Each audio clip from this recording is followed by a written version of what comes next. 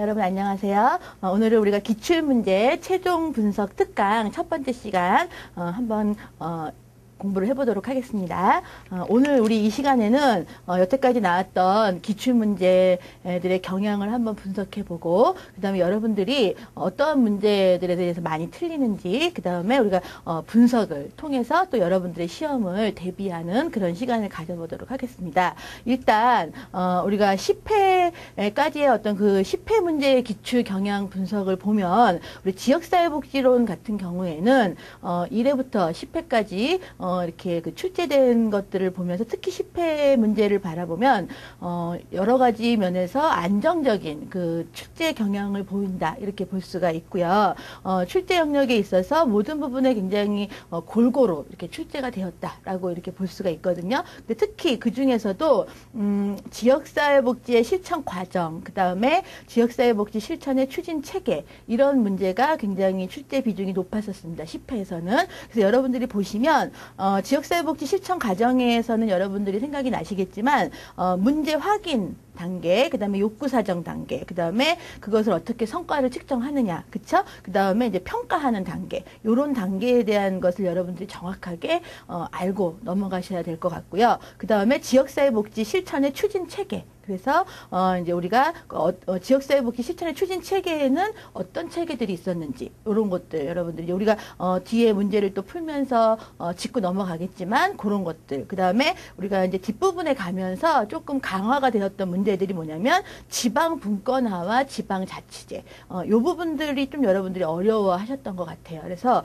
우리가 지방 분권화 제도에 대해서 여러분들이 조금 더 자세하게 짚고 넘어가셔야 될 것 같고 지방자치제 그 다음에 그 지방자치제와 지방분권화로 인해서 변화되어지는 제도들, 그 다음에 영향을 미친 것들. 그래서 우리가 지역사회복지협의회라든가 사회복지 전담 공무원, 그 다음에 지역사회복지관, 그 다음에 그 지역사회복지관의 사업 내용. 제가 이론 강의할 때도 우리가 지역사회복지관의 사업 내용은 굉장히 중요하다고 강조를 했었거든요. 그래서 이런 것들, 그 다음에 사회복지 공동모금회에 대한 거, 그 다음에 이제 자활 사업 이런 것들이 굉장히 중요하게 시험에 출제가 되었습니다. 근데 그 전에도 이 부분들은 굉장히 중요하게 출제가 되었는데 10회에서도 마찬가지로 출제 빈도가 높았어요. 그렇기 때문에 이런 것들 여러분들이 잘 메모를 해두시고요.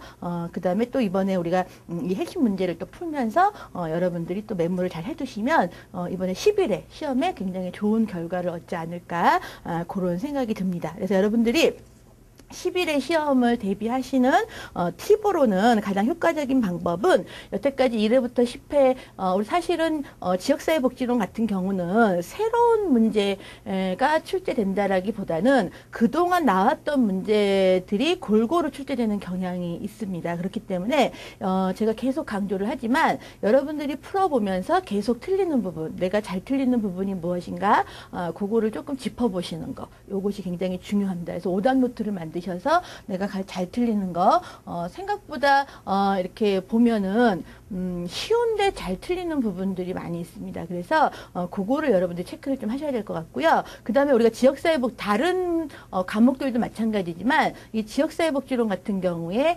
사례를 보기로 들어서 문제로 나오는 경우가 많이 있거든요. 그래서 사례가 문제로 나오면 생각보다 문제를 푸는 분들이 어려워하시는 경우가 많아요. 그래서 이 사례를 문제로 많이 풀어보는 거 여러분들이 조금 대비를 하시면 좋을 것 같습니다. 그래서 우리가 이제 한번 10회 문제 중에서 가장 많이 틀렸던 문제들, 어려웠던 문제들 한번 풀어보도록 한번 해보겠습니다. 한번 볼게요. 오답률이 높았던 상위 문제 한번 1번 문제 한번 풀어볼 건데요. 생각보다 문제가 쉬웠는데 왜 오답률이 높았는가를 분석해 보면 일단 첫 번째 문제는 다음 중 지역사회복지에서 NGO의 역할에 대한 설명으로 틀린 것. 자, NGO의 역할에 대한 설명으로 틀린 것 생각보다 어렵지 않은 문제였는데 오답률이 59%나 나왔던 문제입니다. 보면 1번 사회복지 서비스의 공급 주체로서도 참여한다. 2번 복지 사각지대를 발굴하여 여론화한다.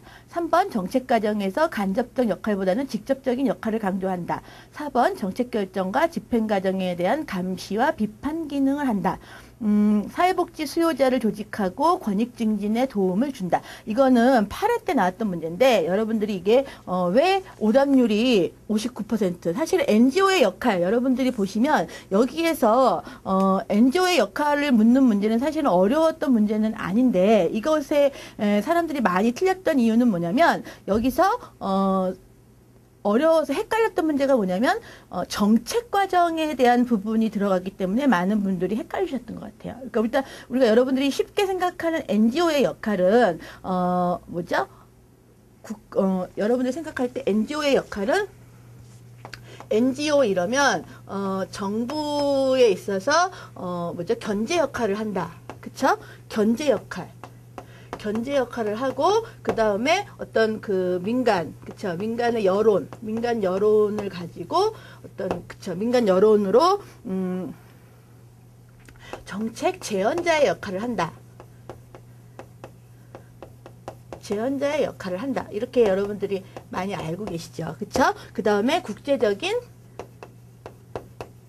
협조자 역할을 한다. 협조자 역할을 한다. 이거는 뭐냐면 NGO 단체는 국경을 넘나들죠. 그쵸? 그래서 국경이 없다라는 거. 그리고 이 NGO는 시민단체라고 알고 있습니다. 그쵸? 시민단체다. 이렇게 알고 있기 때문에 여기서 보면 사회복지 서비스의 공급 주체로서도 참여한다. 맞습니다. 그쵸? 우리가 우리나라는 보세요. 우리나라 같은 경우는 복지 다원주의를 채택하고 있어요. 그쵸? 그렇기 때문에 다원주의를 채택하고 있기 때문에 결론적으로는 복지 서비스를 공급하는 주체가 여러 가지라는 뜻이죠. 꼭 국가만 하고 있지 않습니다. 그쵸? 그러니까 민간 기업, 시민단체 다 서비스를 공급하기 때문에 사회복지 서비스의 공급 주체로서도 참여를 한다. 맞죠? 그쵸? 그 다음에 복지 사각지대를 발굴하여 여론화한다. 그렇죠? 시민단체로서 민간 여론의 정책 지원자 역할을 하는, 그쵸? 그런 일을 하는 게 바로 NGO 단체 역할에 대한 설명이 맞는 겁니다. 그쵸? 그 다음에 여기서 정책 과정에서 간접적 역할보다는 직접적인 역할을 강조한다. 자, 민간 여론의 정책 제언자 역할을 한다라고 되어져 있습니다. 그렇죠? NGO 역할에서 정책 과정에서 정책 제언자의 역할을 한다라는 거는 뭐냐면 이게 바로 정책 과정에서 간접적 역할보다는 직접적인 역할을 강조한다라는 부분인데 우리가 정책 제언자의 역할은 보조 역할이죠. 그렇죠? 보조 역할이기 때문에 정책의 직접적인 제언자 직접적인 역할을 하고 그것을 정책을 결정하고, 그쵸? 선정하고 하는 역할은 입법부에서 하는 거고요. 그쵸? 입법부나 정부 기관에서 하는 역할이고 제언자 역할을 한다라는 거는 보조 역할이기 때문에 이거는 간접적인 역할입니다. 어디까지나. 그쵸? 그러니까 우리가 견제 역할을 한다거나 제언자 역할을 한다라는 거는 NGO 단체는 그러니까 제언을 하고 견제를 하고 하는 것들은 다 간접적인 역할입니다. 그러니까 직접적인 역할은 하지 않는다는 거예요. 그러니까 여러분들이 요거를 확실하게 기억을 하셔야 돼요. 그러니까 우리가 시민단체라든가 여론은 어디까지나 제언을 한다거나 이런 간접적인 역할을 하는 거지 직접적인 그죠? 정책 과정에서 직접적인 역할을 하는 것은 뭡니까? 입법부, 그쵸? 국회. 입법부나 정부 기관에서 하는 겁니다. 그쵸? 그거를 여러분들이 확실하게 알고 계시다면 이 문제가 그렇게 어렵지 않으실 겁니다. 그쵸? 그리고 정책 결정과 집행 과정에 대한 감시와 비판 기능을 한다. 이것도 맞죠? 견제 기능을 하는 거니까. 그리고 이것도 당연히 간접적인 역할입니다. 그쵸? 그 다음에 사회복지 수요자를 조직하고 권익 증진에 도움을 준다. 그것도 맞는 역할이죠. 그쵸? 그래서 우리가, 요런 문제들 생각보다 많이 헷갈리시는 이유가 바로 그겁니다. 우리가 견제 기능을 하고, 그 다음에 비판 역할을 하고, 감시와, 비판 기능의 역할을 하는데, 이런 것들이 정책 기능에서 직접적인 역할인가, 간접적인 역할인가. 요거를 여러분들이 헷갈리시면 안 돼요. 그러니까, 직접적인 역할은 실제적으로 그것을, 법안을 내고, 그쵸? 법안을 선정하고, 법안을 결정하는 역할이 바로 직접적인 역할입니다. 그건 입법부와 정부 기관이 하는 역할이고요. 시민단체나 여론단체들, 그런 단체들은 다 간접적인 역할에 해당이 돼요. 그래서 우리가 여러분들이 수업 시간에 배웠던, 그쵸? 이론을 할 때 배웠던 뭐 지역사회복지 협의체라든가, 그쵸? 그래서 뭐 정책을 심의한다던가, 그쵸? 그 다음에 비판하고 견제하고, 그 다음에 이런 것들은 다 정책 과정에서 간접적인 역할을 하는 겁니다. 이해가 되시죠? 그래서 그거를 여러분들이 잘 기억을 하시면 이런 문제들이 나왔을 때 어렵지 않게 풀 수가 있는 겁니다. 대신에 이런 것들은 다 우리가 정책 과정에서의 정부의 파트너로서 역할을 하는 거죠. 그쵸? 그래서 그렇게 여러분들이 기억을 하시면 될 것 같습니다. 1번 첫 번째, 우리가 오답률 첫 번째 문제 한번 풀어봤고요. 그 다음에 이제 두 번째, 오답률 많이 나왔던 문제 중에 두 번째 문제는요, 8회 때 또 나왔던 문제인데, 사회 행동의 성공을 위한 전략과 전술 중 직접적 대결에 대한 설명으로 옳은 것. 자, 여러분, 직접적 대결이라는 것은 우리가 사회 행동을 위한 전략과 전술 중 직접적 대결. 직접적 대결하면 여러분들 생각이 나셔야 되는 거는 뭐가 있을까요? 사회 행동, 그쵸? 직접 행동입니다. 직접 행동. 그러니까 여기서 두 가지가 항상 나오는데요. 여기서 나오는 거는 법적 행동과 사회 행동, 그쵸? 사회적 대결. 요걸 헷갈리시면 안 되죠. 그쵸? 사회적 대결.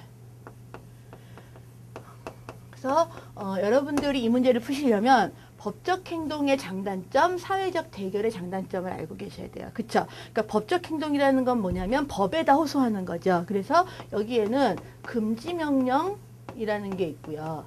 어떤 것들을 하지 못하게 해달라고 법에다 호소하는 겁니다. 그쵸? 그 다음 금지명령 요구라는 게 있고, 그 다음에 고소라는 것이 있습니다. 고소. 그쵸? 그 다음에 사회적 대결에는 뭐 시위, 직접적으로 피켓팅, 그쵸? 그 다음에 뭐 여러 가지 홍보를 하는 것도 있고요. 그쵸? 그 다음에 연대서명 등등. 많이 있죠. 그쵸? 여러 가지가 있는데, 법적 행동의 장단점, 그쵸? 장점과 단점이 있는데, 자, 장점에는 뭐가 있습니까? 그쵸? 일단은 시간을 벌 수가 있다. 시간을, 상대방이 어떠한, 급박한 상황이 있을 때, 일단은 시간을 벌 수가 있다라는 거죠. 합법적이라는 거예요. 그쵸? 왜? 법에다 호소를 하는 거니까 합법적이다라는 거. 그쵸? 이런 부분에 있어서 법적 행동은 장점이 있지만 단점은 뭐냐면 시간과 비용이 많이 든다는 거. 그쵸? 왜? 일단은 법적 행동을 시작하면 돈이 많이 들죠. 그쵸? 그다음에 시간도 법원에서 뭔가 이렇게 절차를 따라서 해야 되기 때문에 많은 시간과 비용이 많이 듭니다. 그쵸? 그 다음에 또 이것은 자기 주민들이 직접 할 수가 없어요. 그쵸? 전문가. 그러니까 타인에게 의존을 해야 된다는 게 단점이죠. 그쵸? 전문가에게 의존을 해야 된다는 거. 그 다음에 어떠한 결과가 나와도 결과의 시행을 장담할 수가 없습니다. 이거 무슨 말이냐면 우리가 고소를 했어요. 그래서 법원에서 어떻게 해라 라고 결론을 내렸어요. 그런데 그것을 상대방이 반드시 지킨다라는 보장이 없어요. 그쵸? 그러니까 뭐 어떤 핑계를 대서라도 안 지킬 수도 있고, 또 그것을 뭐 다시 상소해갖고 상고해가지고 또 다시 뒤집을 수도 있고, 뭐 이렇게 되기 때문에, 그러다 보면 결론적으로는 사람들이 이탈할 수도 있죠. 그쵸? 그러니까 이런 단점이 있다라는 거. 그쵸? 그러니까 그런 게 있고요. 그 다음에 사회적 대결 같은 경우는 사람들을 많이, 그쵸? 사람들을 많이 모아서, 그쵸? 많이 모아서 힘의 크기를 보여줄 수가 있다라는 거. 그쵸? 힘의 크기가 직접적으로 작용할 수가 있다라는 거. 그쵸? 직접적으로 작용할 수가 있다라는 장점이 있죠. 그쵸? 그 다음에 또 이제 이것으로 사람들의 결의, 그쵸? 사람들의 결의가 강할수록, 그쵸? 결의, 그러니까 결의, 뜻, 이런 것들이 강할수록 자신들이 전달하고자 하는